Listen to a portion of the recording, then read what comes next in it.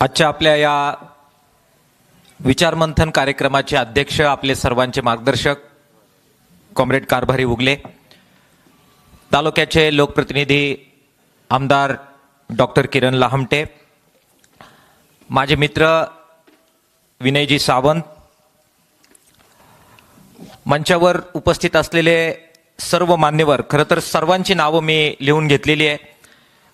महेशराव आहेत, सदाशिव साबळे आहेत, गिरिजाताई पिचड आहेत, उत्कर्षाताई आहेत, विजूभाऊ आहेत, जालिंदर वागचौरे आहेत, मच्छिंद्र धुमाळ आहेत, आमचे सगळे कम्युनिस्ट कार्यकर्ते आवर्जून आलेले आहेत, नामदेव भांगरे, एकनाथ मेंगाळ, तुळशीराम कातोरे वगैरे सगळे मान्यवर नेते आहेत.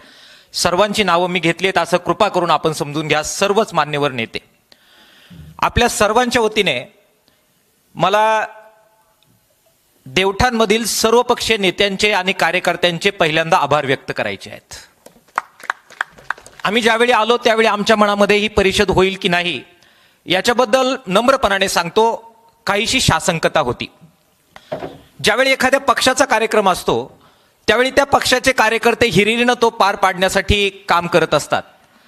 पण ज्यावेळी सर्वपक्षीय आंदोलन असतं त्यावेळी मग सगळा गाव पाहून घेईल अशा प्रकारची भावना असते आणि त्यामुळे असे कार्यक्रम यशस्वी होण्यामध्ये अडचणी येतात. आम्ही आलो सगळेजण, महेशराव होते, बाजीराव दराडे होते, कॉम्रेड कारभारी उगले होते, विनयजी होते, आणि आम्ही प्रामाणिकपणाने त्यांना ही शंका व्यक्त केली की बाबा सर्वपक्षीय करतोय खरे, पण मग होईल का नाही. पण आज ज्यावेळी आपण इथे हा कार्यक्रम समाप्तीकडे नेतोय त्यावेळी त्यांनी दिलेला शब्द पाळला आणि हा अत्यंत सुरेख कार्यक्रम आज यशस्वी केला. एकदा मला वाटतं सगळ्यांनी टाळ्या त्यांच्यासाठी आपण सगळ्यांनी वाजवल्या पाहिजे.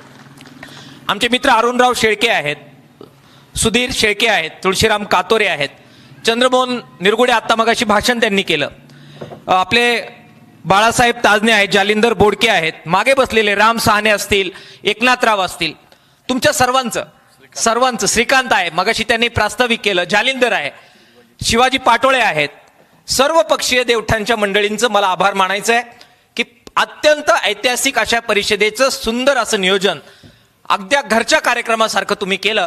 त्याबद्दल नम्रपणाने जालिंदर भाऊ, दोन्ही जालिंदर भाऊ, सर्वांचं मला तुमचं अभिनंदन करायचंय, आभार व्यक्त करायचंय. मित्रांनो, महेशराव बरोबर म्हणाले,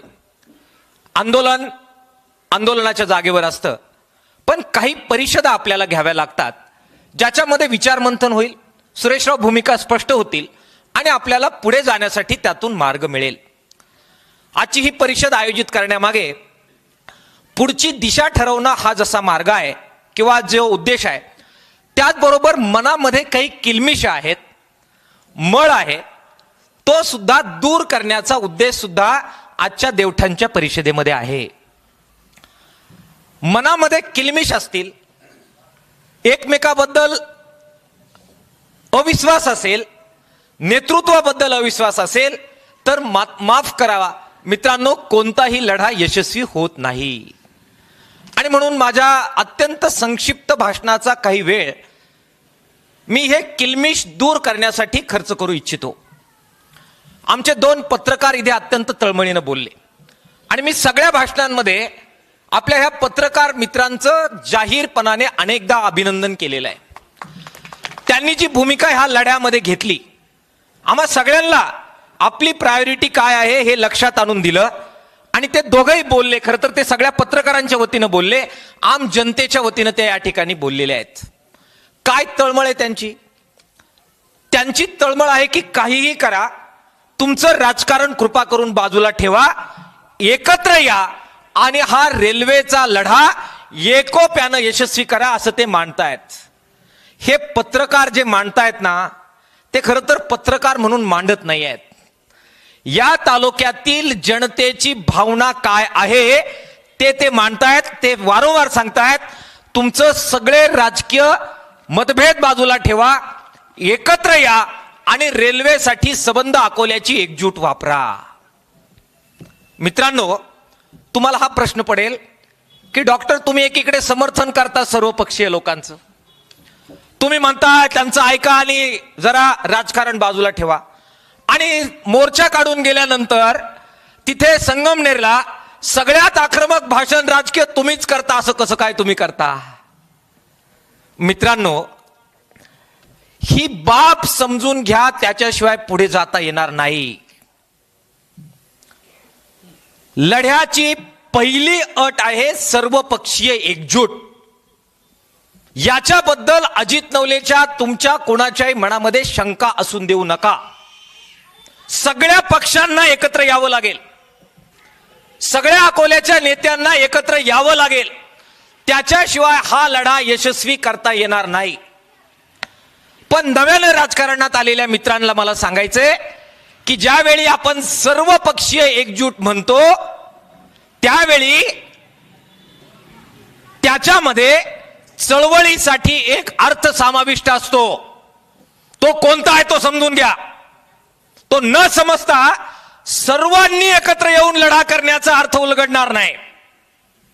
सर्वपक्षीय एकजुटीचा अर्थ असतो खरोखर स्वार्थी राजकारण बाजूला ठेवा आणि रेल्वेसाठी जे जे करावं लागेल ते ते करा. आणि मग ते करत असताना स्वपक्षीय जरी आडवा आला तरी निधड्या छातीनं त्याला चुकलायस असं म्हणा. याला सर्वपक्षीय एकजूट म्हणतात. जालिंदर वाकचौऱ्यांनी बरोबर उल्लेख केला. ते म्हणाले मी भाजपचा आहे, पण ते म्हणाले भाजपचा मी नंतर आहे, पहिल्यांदा मी अकोले तालुक्याच्या मातीचा आहे. आणि त्यामुळे प्रसंगी सत्तेमध्ये भाजप आहे, भाजपच्या विरोधात लढावं लागलं. आणि माझ्या मनामध्ये मला प्रश्न पडला की आता मी काय करू. एका मिनिटाचाही विलंब न करता मी ठरवेल की मी तालुक्याच्या लढ्याबरोबर आहे. स्वतःच्या पक्षाच्या विरोधात सुद्धा ते म्हणाले ते उभे राहतील. आपल्याला हे ठरवावं लागणार आहे. माझ्या भाषणानंतर आणि त्या ठिकाणच्या आक्रमक याच्यानंतर त्याचं आउटपुट काय मिळालं त्याच्यावर मी नंतर बोलेल.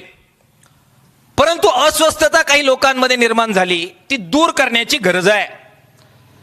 काही लोक असं म्हणाले की अरे हे काय चाललंय तुमचं, तिथे कशाला हे राजकीय भाषण, हे कशाला तुम्ही कोणाला अकाउंटेबल ठरवतायत, याची जबाबदारी त्याची जबाबदारी. मित्रांनो, आंदोलनाचा भाग आहे. आंदोलनामध्ये दोन फळ्या असतात. माफ करा, मोकळं बोलायचंय ना आज परिषद आहे. दोन फळ्या असतात. एक ते असतात आणि एक आपण असतो. ते कोण असतात? ते दुश्मन नसतात, ते वैरी नसतात, ते निर्णय घेणारे असतात. त्यांना निर्णय घेण्यासाठी तिथे निवडून दिलेलं असतं. आणि आपण सर्वपक्षीय हा निर्णय घ्या हा आग्रह धरणारे असतात. ते कोणत्याही पक्षाचे म्हणून तिथे नसतात, सत्तेवर असणारे असतात. आणि त्यांनी ठरवल्याशिवाय निर्णय होत नसतो.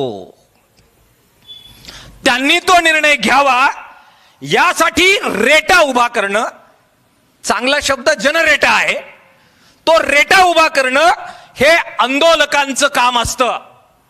आणि ते करण्यासाठी मग महेश रावांनी जी उपमा दिली की आपलेच असतात समोर, श्रीकृष्ण होतो आपला कधीतरी आणि अर्जुन पण होतो, आणि कसं चालू शस्त्र अशी द्विधा होते. त्यातही जो टिकतो तो आंदोलक आहे, त्यातही जो हलत नाही तो आंदोलक आहे. आणि म्हणून मित्रांनो, वैर नाहीये विखे पाटलांबरोबर. परत या चौकात सांगतो, राजकीय भूमिका काय असेल ते वेगळं आहे. वैर नाहीये थोरात साहेबांबरोबर, वैर नाहीये देवेंद्र फडणवीस साहेबांबरोबर. ते निर्णय घेणारे आहेत, ते त्या बाजूला उभे आहेत. आणि म्हणून त्यांच्यावर दबाव आणण्याचं काम हे आमचं आहे. आणि म्हणून वाईटपणा घेतोय. हा वाईटपणा घेणं सोपं नसतं. त्यांच्या गुडमुख मध्ये असणं फायद्याचं असतं. विखे पाटलांना अजित नवले आपला वाटणं हे अजित नवलेच्या फायद्याचं असतं. देवेंद्र फडणवीसांना अजित नवले विनय सावंत आपला ऐकतोय असं वाटणं व्यक्तिगत फायद्याचं असतं. थोरात साहेबांना आम्ही त्यांच्या गुडबुक मध्ये असणं हे आमच्या व्यक्तिगत फायद्याचं असतं. ज्यावेळी त्या स्टेजवर आम्ही जाऊन तिथे बोलतो त्यावेळी आम्ही त्यांच्या बॅड बुक मध्ये जात असतो. ती आमची व्यक्तिगत पातळीवर एक प्रकारची वैयक्तिक राजकीय हानी असते. आम्ही मोठे मोठे दुश्मन एक प्रकारचे आमच्या बोकांडी लादून घेत असतो आमची ताकद नसताना. कशासाठी? कारण ते निर्णय घेणारे आहेत आणि आपल्याला दबाव तयार करायचा आहे ही भूमिका त्याच्यामध्ये असते. वरिष्ठ नेत्यांना याच्याबद्दलची कल्पना असते. विखे साहेबांना बरोबर माहिती आहे की हे वैयक्तिक लढाई नाही आहे, हे आंदोलनाचा भाग म्हणून ते करतायत. थोरात साहेबांना हे बरोबर आकलन असतं की हे काही व्यक्तिगत लढाई नाहीये, त्यांच्या आंदोलकांशी ते प्रामाणिक आहेत म्हणून ते ही लढाई करतायत. त्यांच्या मनात संशय नसतो. नव्यानं राजकारणात आलेल्या मित्रांना मात्र हे आकलन नसल्यामुळे ते काहीतरी म्हण आहे, चहापेक्षा काय होतं, चहापेक्षा गरम होते आणि त्याची रिॲक्शन मग आपल्याला फेसबुक व्हॉट्सअपवर येते. वरिष्ठ नेते मॅच्युअर्ड असतात. याचं एक उदाहरण देऊन मी पुढे जातो. निळवंड्याचा अनेक वेळा उल्लेख झाला. मी माझ्या आयुष्यामध्ये मला वाटतं डॉक्टर आमदार किरण लहामटे आमचे मित्र आहेत, ते आता सत्तेवर 5 वर्ष होते, नंतर आता एक 2 वर्ष तरी झाले असतील तर ते परत 5 वर्ष सत्तेवर असणार आहे. त्यांच्या विरोधात जेवढी आंदोलनं मी केली नाही ना, त्याच्या 10,000 पट जादा आंदोलनं तुम्ही सगळे साक्षीला आहे. मधुकर पिचडांच्या विरोधात केलेला मी माणूस आहे. तुम्ही साक्षीला आहात. किती आरपारचा संघर्ष झालेला होता. कॉलेजच्या आंदोलनात तर इथून इथपर्यंतच सगळं डोकं फोडून टाकलं होतं आमचं. आणि तुळशीरामला सगळे पाठीवर वळ उठलेले आहेत. आणि एकनाथ आलाय घुसामध्ये घुसू आम्हाला ओलटू उचलो हाणलेला आहे. कॉलेजच्या आंदोलनामध्ये हाणलेलं आहे का नाही, आपण सगळे त्याचे साक्षीदार आहोत. आणि पोखरकर साहेबांनी अजून प्रेस ठेवलेली आहे. रक्तभंबाळ ऍडमिट होतो आणि महेश नवले आणि विनय सावंत, अजित नवले जगलाय का वाचलाय म्हणून पाहायला आलेले होते. आरपार संघर्ष झालेला आहे मधुकर पिचडांबरोबर. परंतु ज्यावेळी निळवंड्याची लढाई सुरू झाली, आपण आरपार बोलत होतो आणि मी आता जरा वयामानामुळे कमी आक्रमक बोलतो. त्यावेळी काय बोलत होतो याच्या कॅसेट त्यावेळेच्या नसतील आता अवेलेबल. त्यावेळी व्हॉट्सअप फेसबुक नव्हतं. त्यावेळेची आमची भाषणं काढून बघा. विनय खतरनाक असायचा, अरे तुरेशिवाय बात नसायची. आणि घुसायचं जेलमध्ये, तुरुंग, लाठ्या काठ्या, पार एकेरी चर्चा. पण निळवंड्याची लढाई चालू झाली, आम्ही गावागाव सभा घ्यायला लागलो आणि मधुकर पिचडांचा परबत नायकवाडींच्या माध्यमातून निरोप आला. ते काय पोरग गावागावात जाऊन सांगते मला ऐकायचंय. निळवंड्याच्या भिंतीच्या पायरीला हनुमाना महादेवाचं मंदिर आहे. तिथे त्यांनी सगळ्या इंजिनियरला बोलवलं. मी पोरगेसाच होतो, मला बोलवलं. आम्ही सगळे गेलो आणि ते असे समोर बसले होते. मी असा कोपऱ्याला बसलो होतो. नगरचे सगळे इंजिनियर बोलून आणले, असे सगळे बसवले. आणि त्यावेळचे नेते हे सगळे राष्ट्रवादीचे नेते सगळे पुढे बसलेले होते. मला आठवतोय तो प्रसंग. आणि ते एकेरीच म्हणाले, काय अजित काय म्हणतोय, जरा इंजिनियर बसलेत त्यांना सांग. तोच शब्द होता. गावागावामध्ये बाबळी खालचे इंजिनियर तयार झालेत. मग एकदा काय तुझं म्हणणं आहे सांग. गावागावातल्या लोकांचे डोके फिरवतोस. याच भाषेत होते तुम्ही, जालिंदर होते तुम्ही, याच भाषेत बोलले. आणि मी उठलो. मला मी ट्यूब घेऊन गेले होतो, एक गौंड्याची ट्यूब लेवल वळंब्याची बॅग मधून काढली आणि सगळे होते अधीक्षक इंजिनियर वगैरे. आणि त्यांच्या समोर सांगितलं मला काय म्हणायचंय, कशा प्रकारे वॉटर लेवल मेंटेन करता येते आणि जाऊ शकतात उच्चस्तरीयचे कालवे. हे वरिष्ठ लोक जे असतात ना, जे राजकारणात पुढे जातात, त्यांना हे संबंध माहित असतात की हा व्यक्तिगत स्वार्थ नाहीये, हे सामूहिक हिताचं काहीतरी बोलतोय. आंदोलक आहे, तो आक्रमक बोलणार, तो अकाउंटेबिलिटी निश्चित करणार, तो लोकांना पेटवण्यासाठी, उत्साह निर्माण करण्यासाठी तुमच्या सगळ्यांमध्ये सत्ताधाऱ्यांवर तुटून पडणार. ते त्यांना माहित होतं त्या पिढीला. त्याही परिस्थितीमध्ये त्यांनी माझं ऐकून घेतलं. त्यांनी कटाक्ष टाकला. अधीक्षक इंजिनियर होते, म्हणजे काय म्हणून राहिला हा माणूस, होऊ शकतं का असं. त्याच सभेमध्ये जाहीर. आणि त्याचे अनेक लोक आज साक्षीदार आहेत. तिटमे आले तिथे, माधवराव तिटमे तिथे विचारलं. ते अधीक्षक इंजिनियर आले, स्टेजवर उभे राहिले. ते म्हटले हा माणूस जो म्हणतोय हे होऊ शकतं.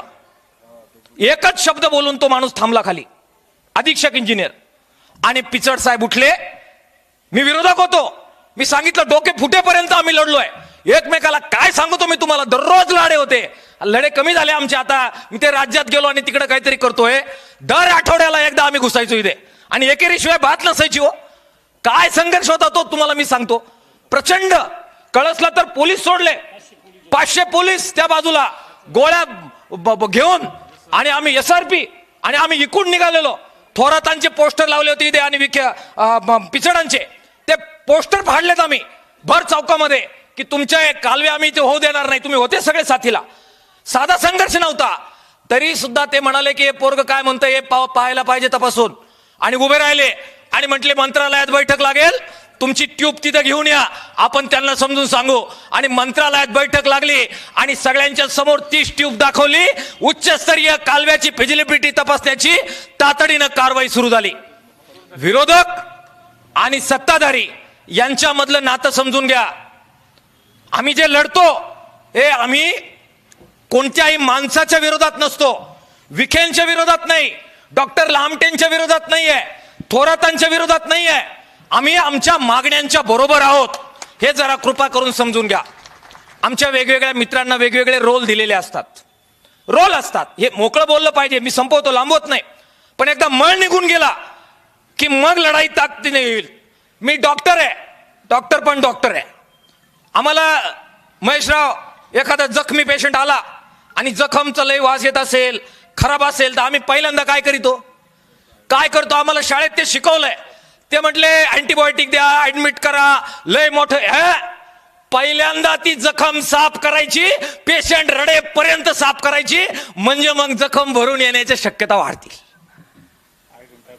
हा एकदम जोरात फस घासायची.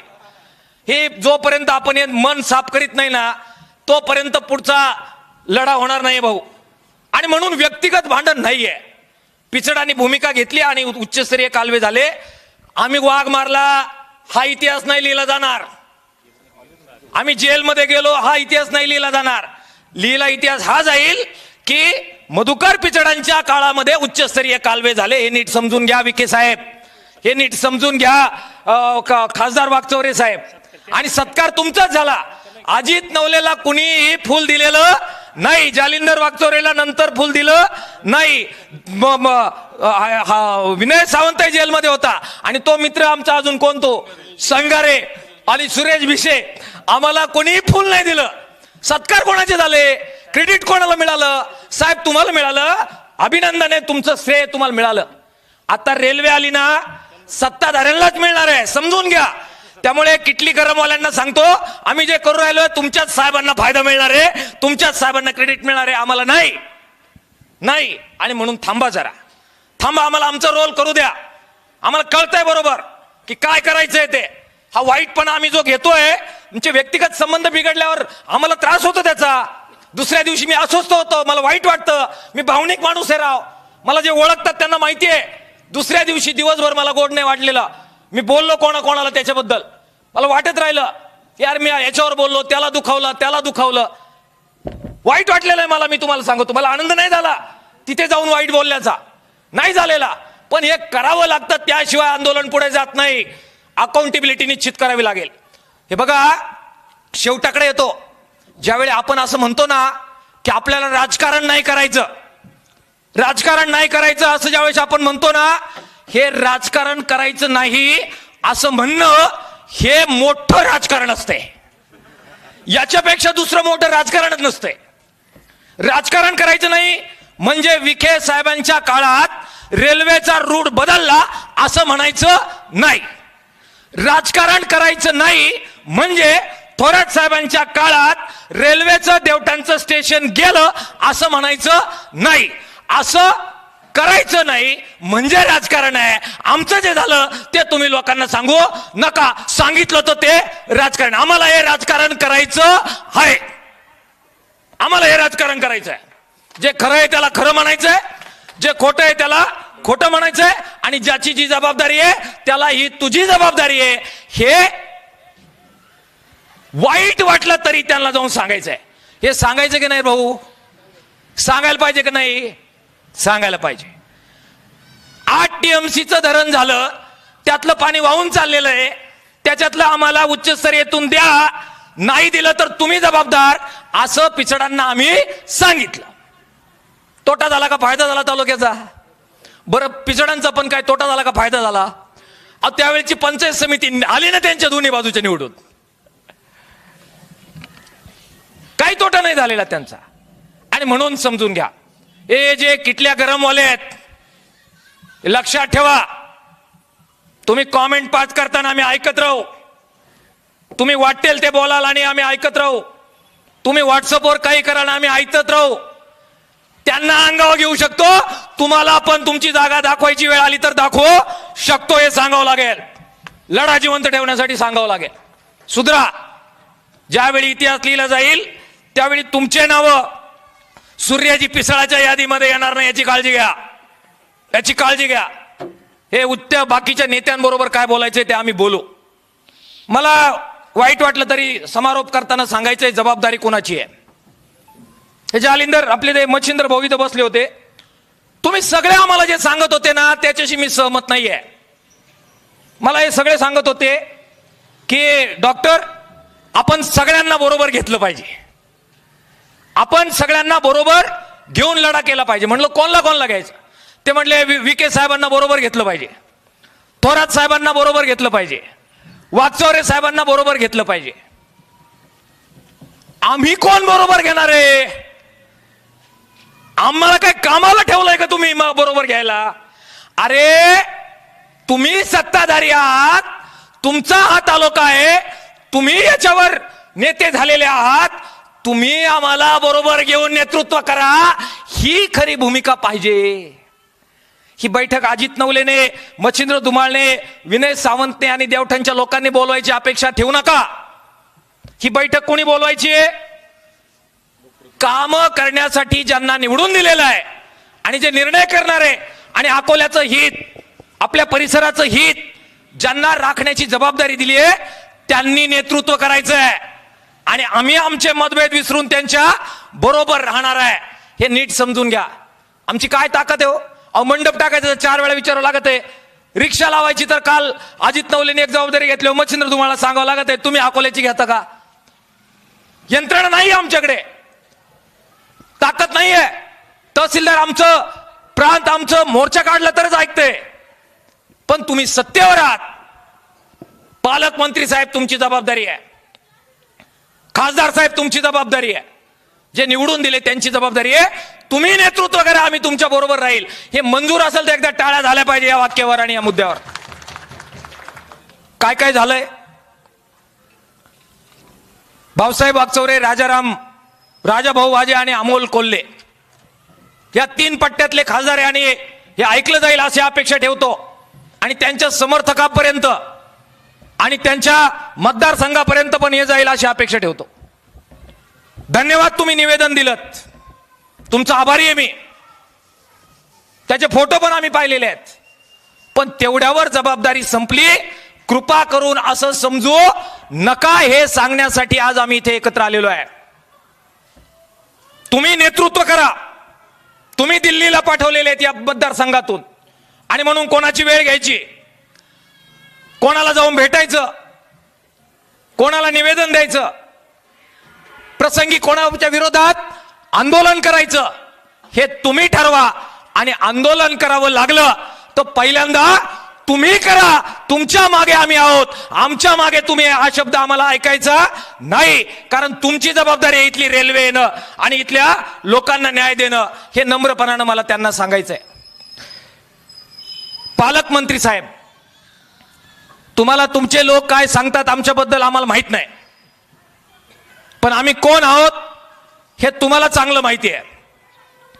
30,000 लोक अकोल्याच्या बाजार तळावरून चालत घेऊन निघालो, 30,000 पायी, आणि अकोले ते लोणी लॉंग मार्च होता. तुम्ही साक्षीदार आहे सगळे. आता परवाची गोष्ट सांगतोय, महाराष्ट्र भरातून लोक आले होते आणि अकोले ते लोणी लॉंग मार्च ठरला होता. आम्ही निघालो अकोल्यातून. हेच विके साहेब होते जे वारंवार फोन करत होते, मध्यस्थीसाठी करत होते की लोणी पर्यंत यायची गरज नाही, संगमनेरला जरा मिटू. आम्ही आलो. म्हटलं एकटे येऊन चालणार नाही, 3 मंत्र्यांच्या बरोबरच्या चर्चा आहेत. आदिवासी विकास मंत्री आणि कामगार मंत्री 2ही पाहिजे. निवडणुका चालू होत्या, ते यायला तयार नाही. मतदारसंघात काम आहेत म्हणाले. हेलिकॉप्टर दिले त्यांना सरकारने, दोघांनाही हेलिकॉप्टर दिले. एक सांगलीवरून, सांगली कोल्हापूरचे आमचे कामगार मंत्री सुरेश खाडे, आणि दुसरं नंदुरबारवरून गावित, आणि दोघांचंही हेलिकॉप्टर लँड झालं शिर्डीला आणि प्रांत कार्यालयामध्ये बैठक झाली. तुमचे लोक इथे येऊन काय तुम्हाला सांगतात आणि तुमचा शब्दप्रयोग काय अकोल्याच्या लोकांबद्दल? काय शब्दप्रयोग? शुद्धीवर नाहीच. डोक्यात परिणाम झालाय. तुम्ही कोणाबद्दल बोललात? एका उद्घाटनाला तुमचे चिरंजीव आले, सुगावच्या एका हॉस्पिटलच्या उद्घाटनाला. त्यावेळी सुद्धा मी मेंदूचा डॉक्टर आहे आणि अकोल्याच्या लोकांना मेंदूच्या डॉक्टरची गरज आहे हे तुमचे चिरंजीव बोलले. आमच्या डोक्यात फरक झालेला आहे साहेब, झालेला आहे. या तालुक्याला रेल्वे मिळाली पाहिजे असा विचार आमच्या डोक्यात आल्यामुळे आमच्या डोक्यात फरक झालेला आहे. आमचं पाणी वाहून जातं डोळ्यात देखत, जमीन कोरडी राहते. आदिवासी भागातून लोक आले तिथे बघा, हे नामदेव भांगरे वगैरे लढतायत तिकडे. भंडारदऱ्याला प्यायचं हांडाभर पाणी द्या, या मागणीसाठी आमच्या डोक्यात फरक झालेला आहे. मला आजचं वातावरण कटू करायचं नाहीये, पण विखे साहेबांना मला सांगायचंय की अकोल्यात तुम्ही येताना ही माती आणि ही माणसं हे नीट समजून घ्या, आमचे रोल समजून घ्या. तुमच्याशी वैयक्तिक भांडण नाही. आणि यापुढे तरी आमच्या डोक्याबद्दल चर्चा करताना अजित नवले बद्दल नाही बोललो कोणी, त्यांना माहिती आहे मी काय आहे. ते कोणाबद्दल बोलले त्याच्याबद्दल मला बोलायला लावू नका, पण ते माझ्या सहकार्याबद्दलच बोललेले आहेत. इथल्या मातीतल्याच नेत्यांबद्दल, वेगळ्या पक्षाचे असतील त्यांच्याबद्दल ते बोललेले आहेत, आणि म्हणून मला राग आलेला आहे. ते माझ्याबद्दल असं बोलणार नाही हे मला माहिती आहे. आणि म्हणून मी त्यांना विनंती करतोय की आम्ही नेहमीच शब्द जपून वापरतो. अकोल्यात येताना तुम्ही जरा चांगल्या आपण एकमेकाबद्दल शब्द वापरले पाहिजेत, भूमिका समजून घेतल्या पाहिजेत. आम्ही म्हणतोय तुम्ही पालक आहात, तुम्ही भूमिका घ्या. तुम्ही बैठका घेण्यासाठी, शिष्टमंडळ नेण्यासाठी ही तुमची जबाबदारी आहे. पालकमंत्री महोदय, तुम्ही आमचं नेतृत्व करायचं आहे. आपण 22 तारखेला तिथे बोट्याला सगळ्या लोकांना बोलावलं. अरे आम्ही कोण बोलवणार आहे? पालकमंत्री महोदय, तुम्ही पुढाकार घेऊन या सगळ्यांना एकत्र बोलवलं पाहिजे आणि लोकप्रतिनिधीचं शिष्टमंडळ दिल्लीपर्यंत नेलं पाहिजे. ते तुम्ही सोडून देता आणि इथे कॉमेंट पास करता. तुमचं अभिनंदन विनय सावंतांनी केलं, मलाही तुमचं अभिनंदन करायचंय मनापासून, कारण व्यक्तिगत भांडण नाही.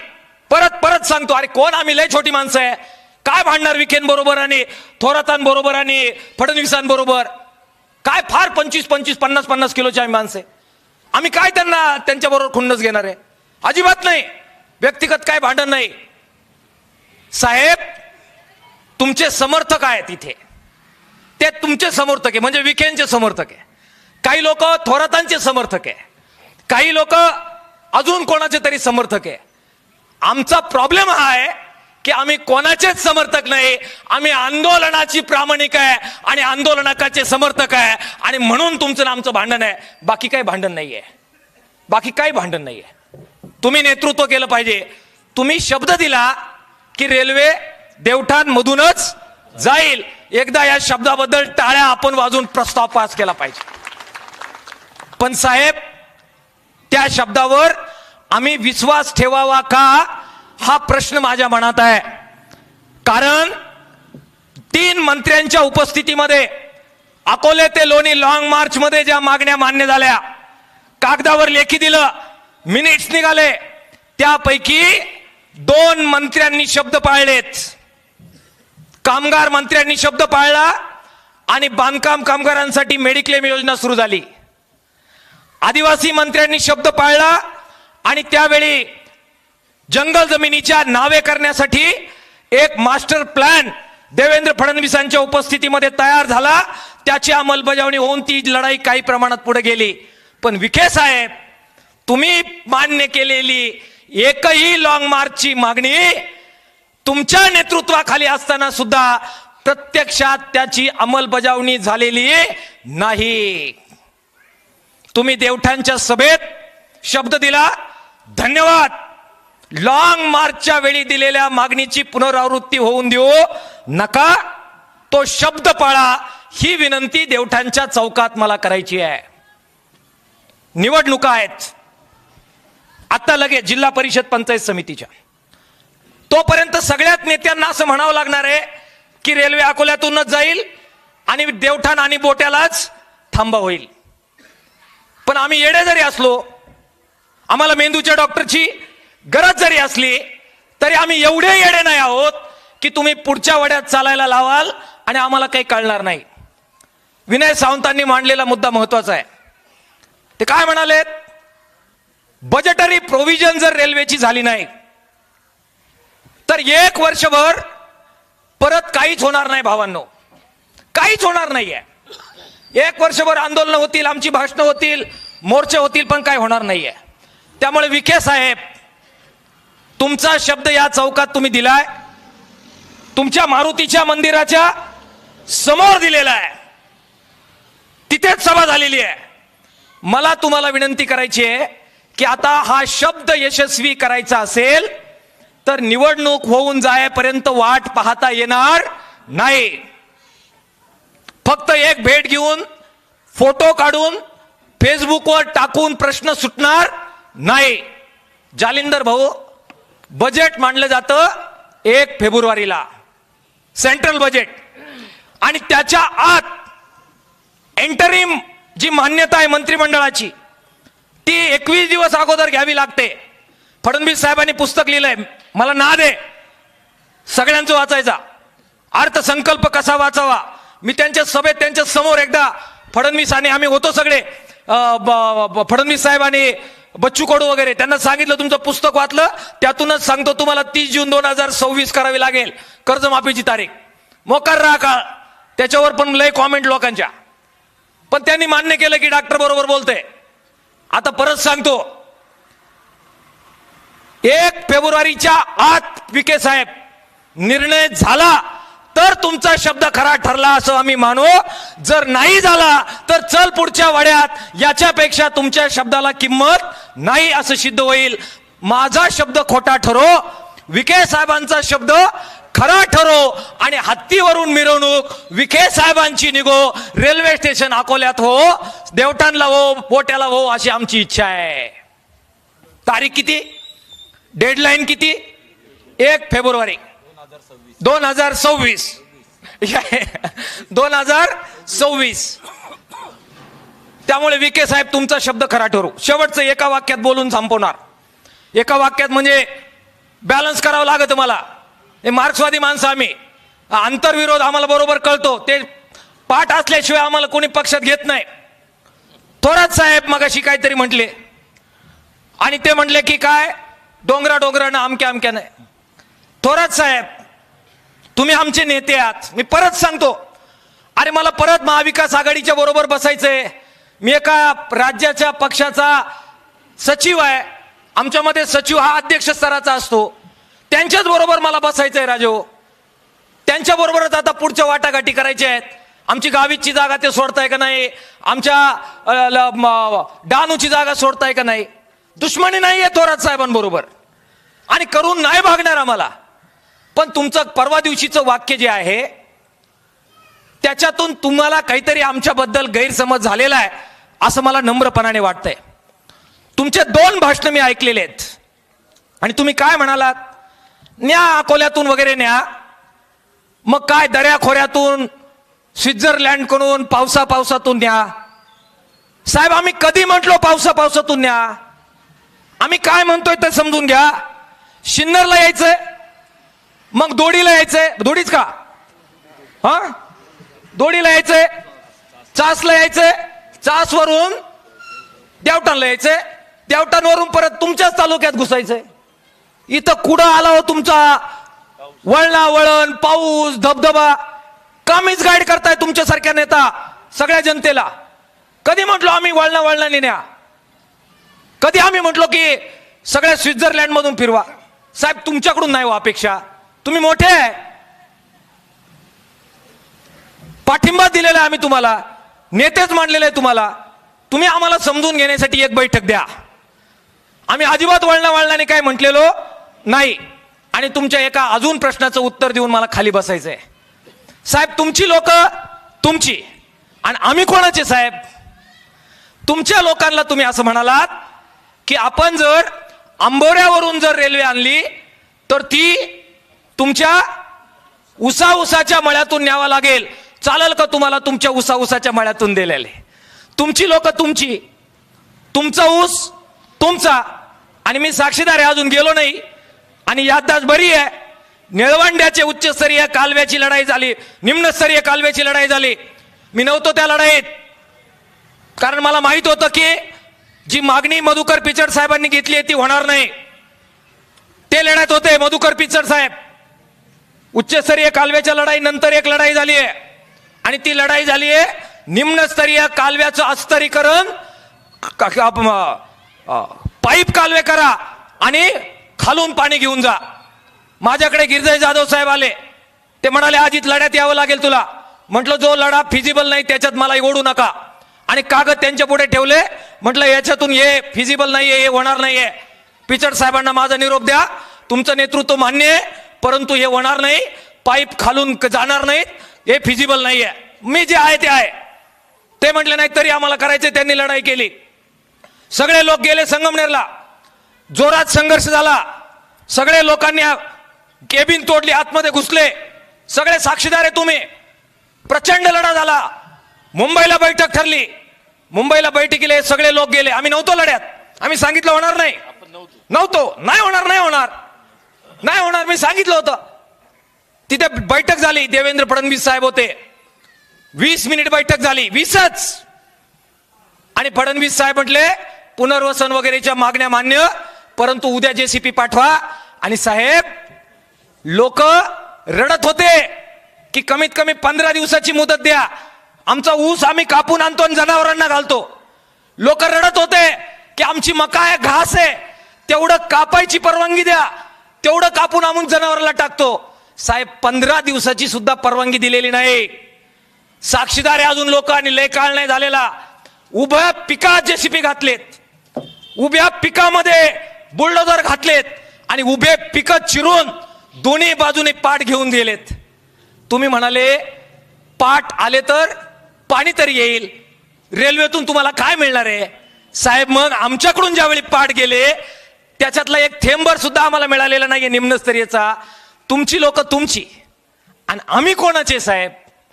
आम्ही येण्यासारखे तुम्हाला आपले मानतोय, चुकीचं मानतोय का आम्ही? ते सांगून टाका आम्हाला. संगमनेरचे शेतकरी आपलेच आहेत, त्यांच्याशी दुश्मनी नाही.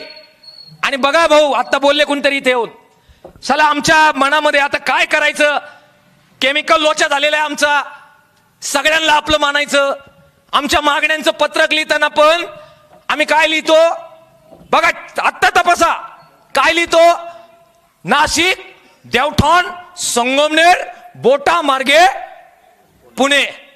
आम्ही अजूनही संगमनेरला विसरायला तयार नाही, अजूनही नाही, मागणीच्या स्तरावर सुद्धा नाही.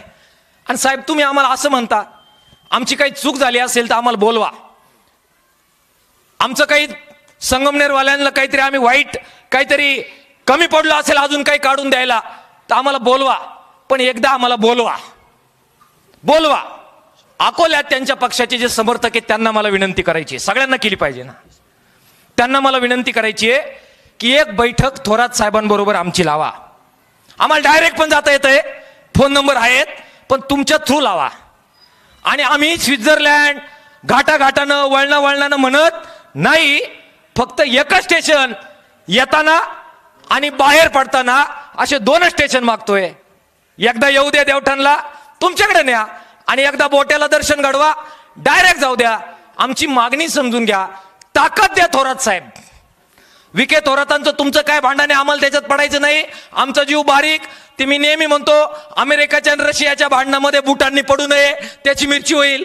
आता विखेंच्या थोराताच्या भाषणामध्ये आपण गरीब माणसांनी पडू नये, आपली मिरची होईल. आम्हाला पडायचं नाही, पण आम्हाला समजून घ्या आणि नाही समजून घेतलं तर मग आता जशी भाषणं झाली तशी उद्या झाली तर त्याला मात्र माफ करा, आम्हाला जबाबदार धरू नका.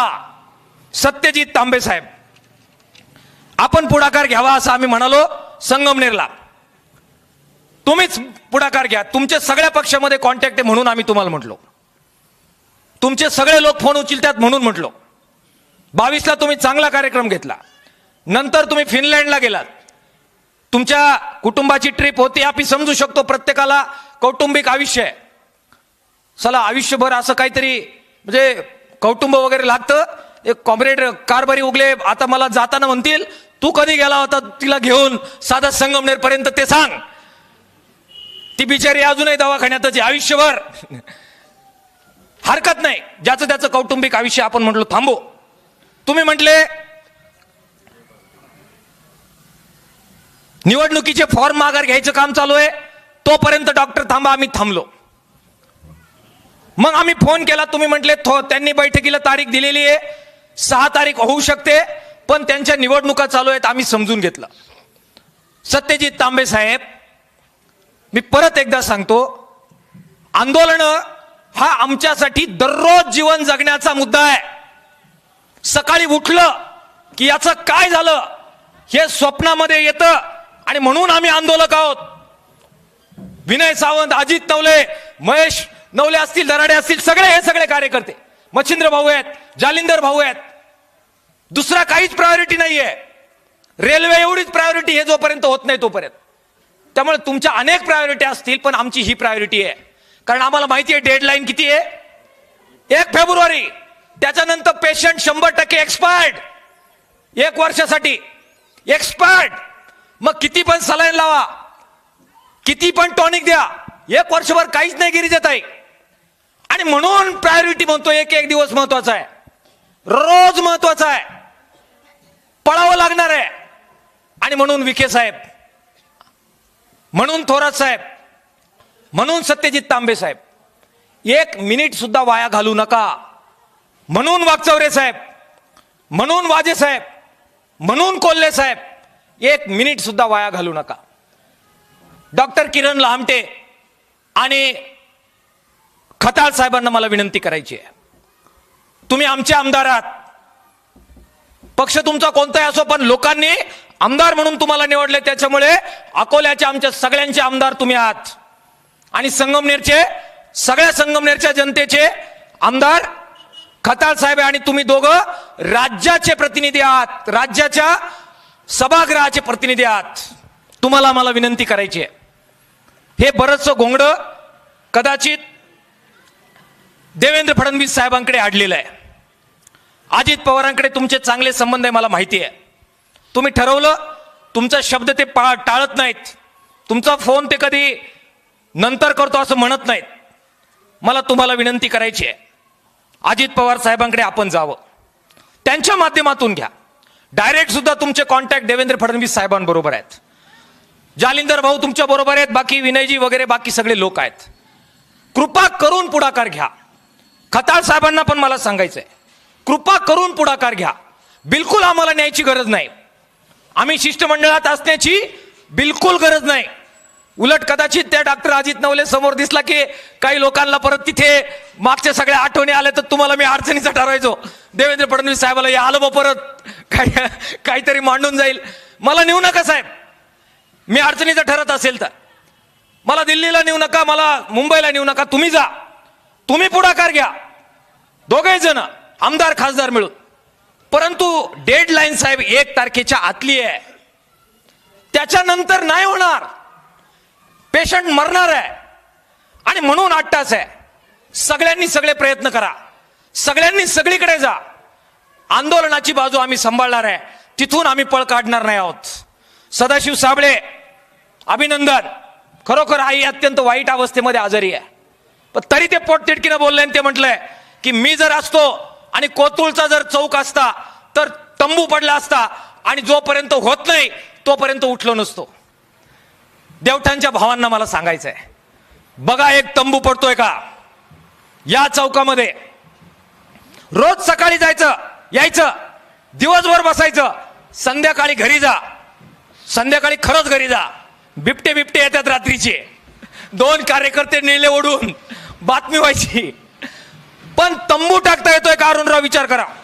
पक्ष पार्ट्या झेंडे पाहू नंतर, पण इतिहास लिहिला जाईल त्यावेळेस लिहिलं जाईल की हा तंबू एक देवठांच्या या 4 लोकांनी चालवला आणि शेवटपर्यंत बहादरासारखे लढले. विनंती मला, बघा, विचार करा. एक बैठक करा गावची, आणि गावची बैठक करून एक तंबू, जसं आंदोलनचं एक केंद्र लागतं, पुणतांब्याच्या कर्जमाफीच्या आंदोलनाचं एक केंद्र होतं, पुणतांबे केंद्र होतं. अरे पुणतांब्याचं आंदोलन संपलं, पण तरी अजून पुणतांब्याचं नाव कर्जमाफीच्या आंदोलनातून पुसलं गेलेलं नाही. इतिहास जोपर्यंत आम्ही जिवंत राहू तोवर पुणतांबे म्हणत राहू.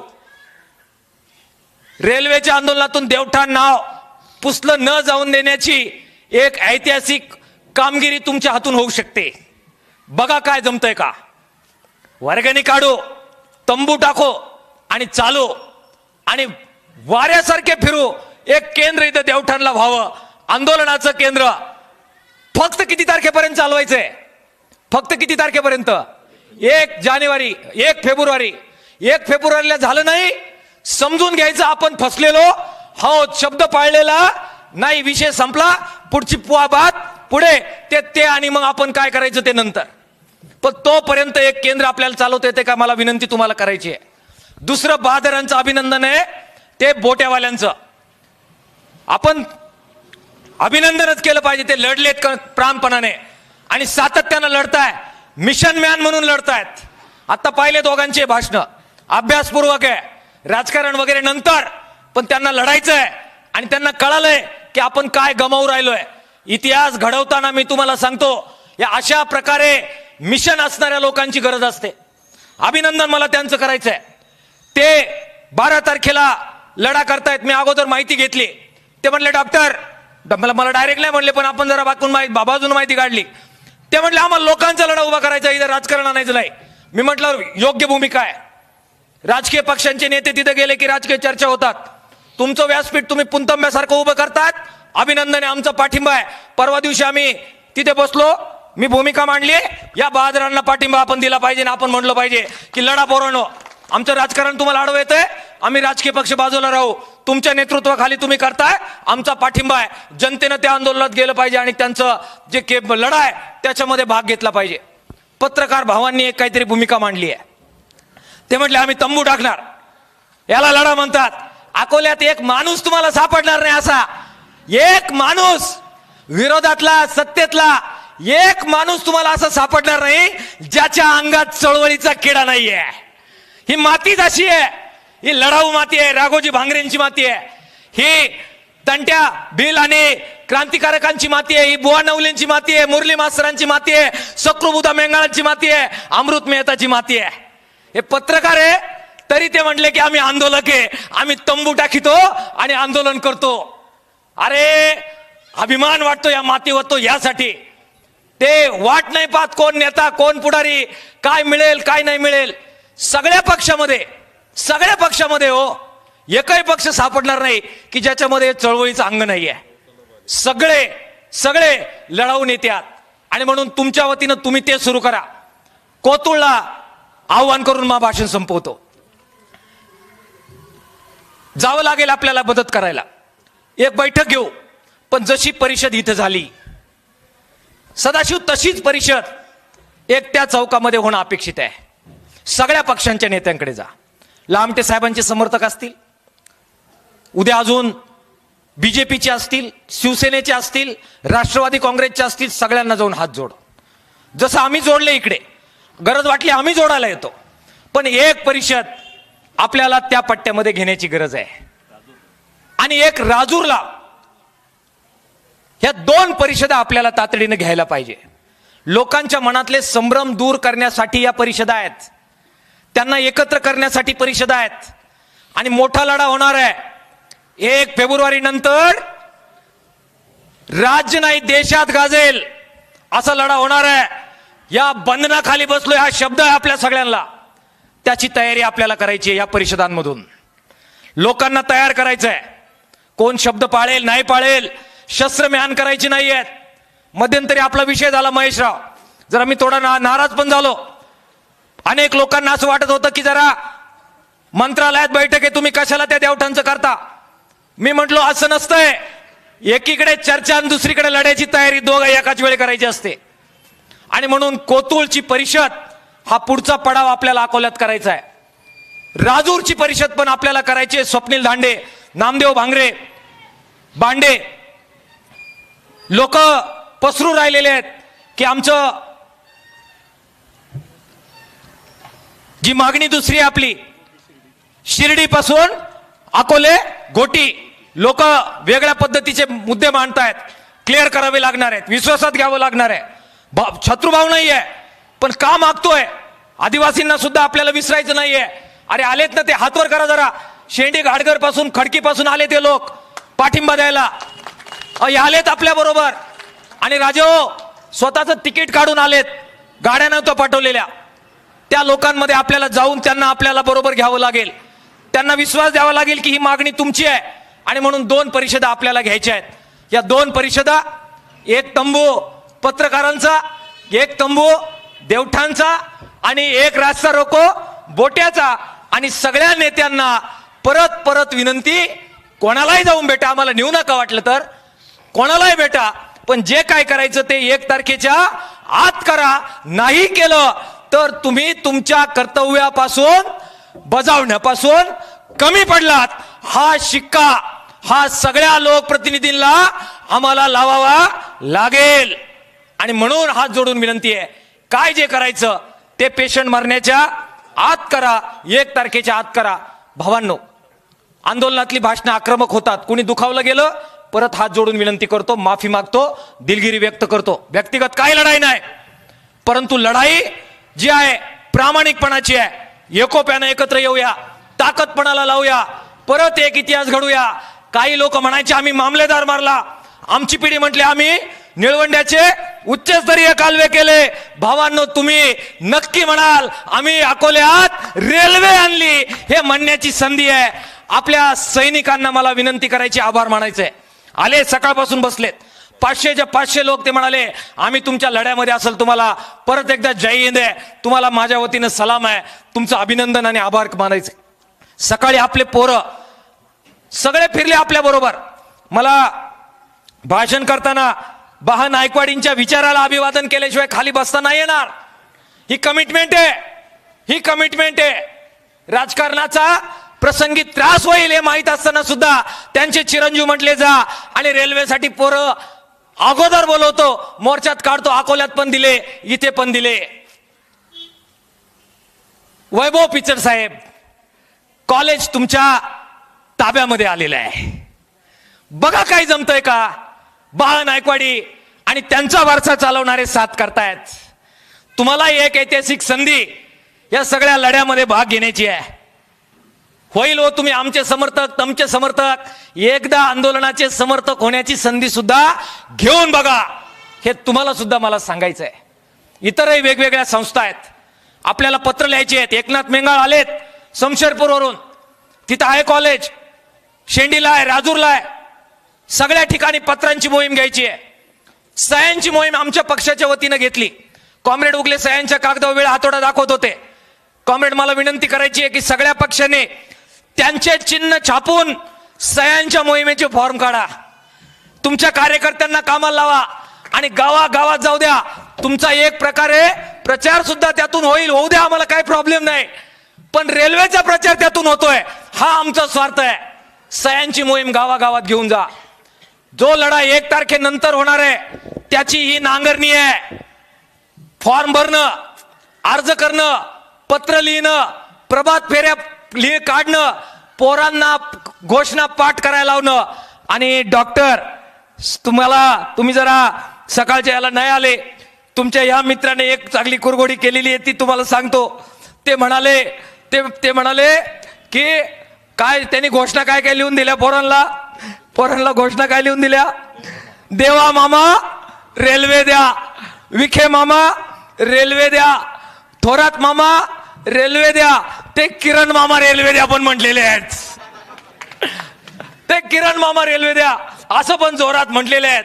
त्यामुळे मामा, आता सगळ्या मामांना मला विनंती करायची आहे, तुमच्या लाडक्या बहिणी ज्या आहेत महाराष्ट्रभरातल्या, त्यांना खुश केलं. एकदा भाच्यांना खुश करण्यासाठी पुढाकार घ्या आणि ही रेल्वे आमच्याकडे येऊ द्या. तुम्ही लढ्याचं नेतृत्व करा, रेल्वेचं सुद्धा नेतृत्व तुम्हीच करा. स्टेअरिंगवर तुम्ही बसले, आम्ही काय आमचं तुम्हाला सलामच आम्ही करू, पण या सगळ्याचं नेतृत्व तुम्ही सगळे लोकप्रतिनिधी करा. एकोप्यानं लढाई लढूया. आज निवांत वेळ होता म्हणून थोडं जादा बोललो, पण मळ काढून टाकण्यासाठी बोललो, भूमिका क्लिअर करण्यासाठी बोललो. एकोप्यानं पुढे जाऊया एवढंच बोलतो. थांबतो. इन्क्लाब जिंदाबाद. लाल सलाम.